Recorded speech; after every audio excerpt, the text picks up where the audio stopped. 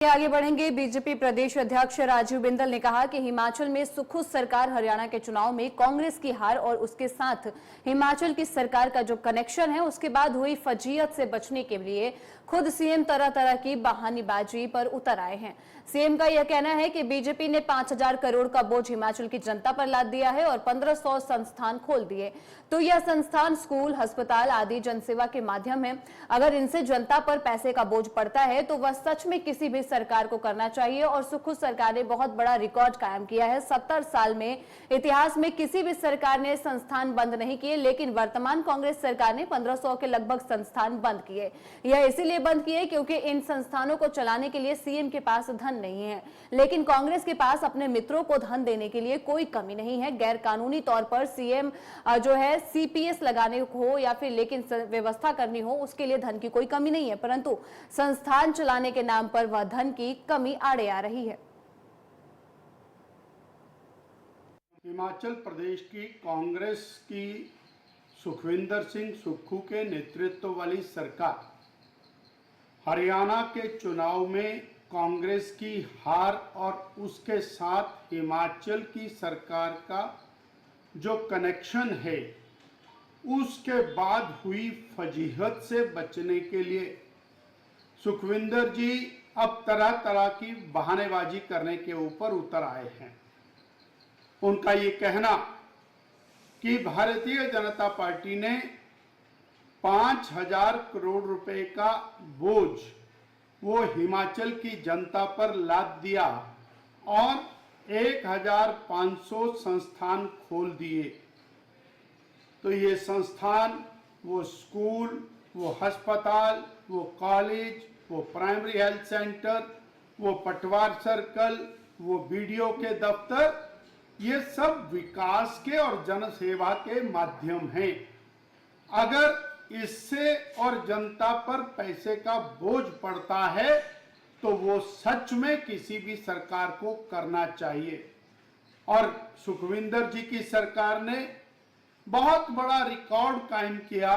70 साल के इतिहास में किसी भी सरकार ने संस्थान बंद नहीं किए, परंतु वर्तमान कांग्रेस सरकार ने 1,500 के लगभग संस्थान बंद इसलिए किए कि उनके पास उनको चलाने के लिए धन नहीं है। वस्तुस्थिति बिल्कुल भिन्न है। अपने मित्रों को कैबिनेट रैंक देने के लिए धन की कोई कमी नहीं है। गैर कानूनी तौर के ऊपर चीफ पार्लियामेंट्री सेक्रेटरीज लगाने हो, उनके लिए व्यवस्था करनी हो, उसके लिए धन की कमी नहीं है, परंतु संस्थान चलाने के नाम पर वो धन की कमी आड़े आ रही है।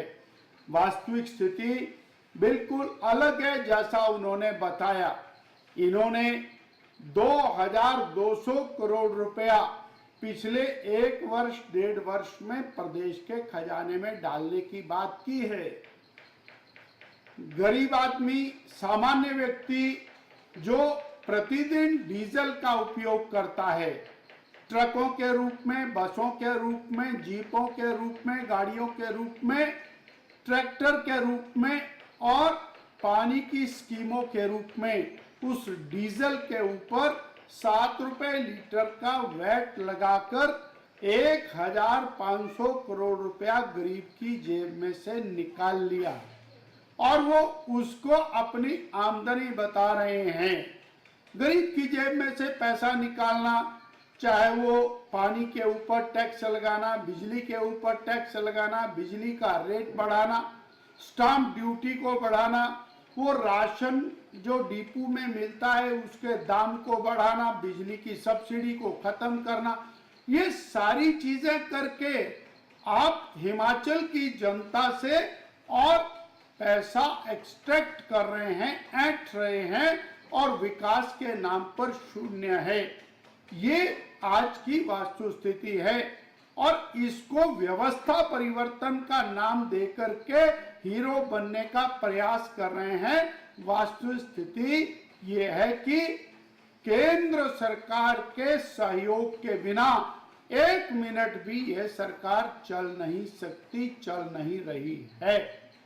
और जब ये बात आती है तो फिर आप और आपके मंत्री, कांग्रेस और कांग्रेस के मंत्री बयानों की झड़ी लगाते हैं और दिल्ली में एक मंत्री बैठता है और गुहार लगाता है प्रदेश के सहयोग के लिए और दूसरा मंत्री और मुख्यमंत्री हिमाचल में बैठ के केंद्र की सरकार, केंद्र के मंत्री, मुख्यमंत्री, प्रधानमंत्री को और गाली देने का काम करते हैं।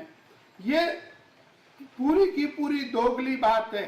प्रदेश की जनता के ऊपर टैक्स का बोझ लगाना, सब्सिडी को खत्म करना, प्रदेश का खजाना भरने की घोषणा करना, वास्तव में ना खजाना भरा, टैक्स भी लग गया, ना विकास हुआ, संस्थान भी बंद हो गए और प्रदेश की वर्तमान सरकार केवल और केवल केंद्र को गाली देने के अंदर अपना समय व्यतीत किया है। ये वास्तविकता आज तक की इस कांग्रेस सरकार की है।